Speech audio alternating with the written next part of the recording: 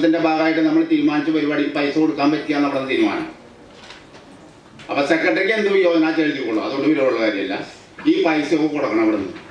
നിങ്ങൾ ഡിസെൻഡിങ്ങോ വ്യത്യസ്ത അഭിപ്രായമോ യോജനക്കുറിപ്പ് എന്താ എഴുതിക്കൊള്ളൂ.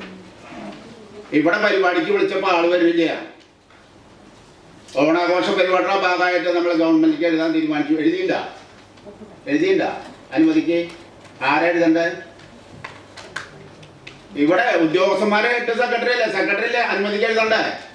അപ്പൊ എനിക്ക് താല്പര്യമില്ലാത്ത വിഷയത്തിൽ അനുമതി വേണ്ടെന്നാ. അയാൾക്ക് കാശ് കൊടുക്കണ്ടേ?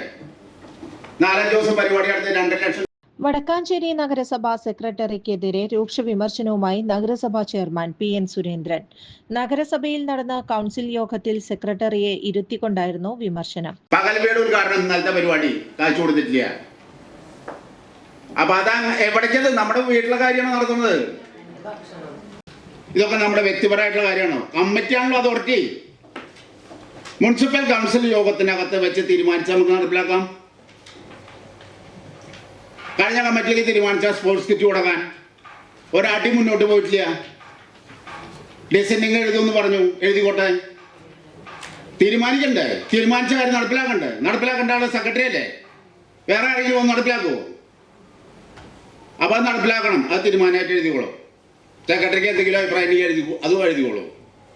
കൗൺസിൽ യോഗത്തിൽ എടുത്ത തീരുമാനങ്ങൾ ഒന്നും നടപ്പിലാക്കുന്നില്ലെന്ന് ചെയർമാൻ ആരോപിച്ചു. എല്ലാത്തിനും വിയോജനക്കുറിപ്പ് എഴുതുകയാണ്. സ്പോർട്സ് കിറ്റ് നടപ്പിലാക്കാൻ എടുത്ത തീരുമാനം ഒരടിക്ക് പോലും മുന്നോട്ട് പോയിട്ടില്ലെന്ന് ചെയർമാൻ പറഞ്ഞു.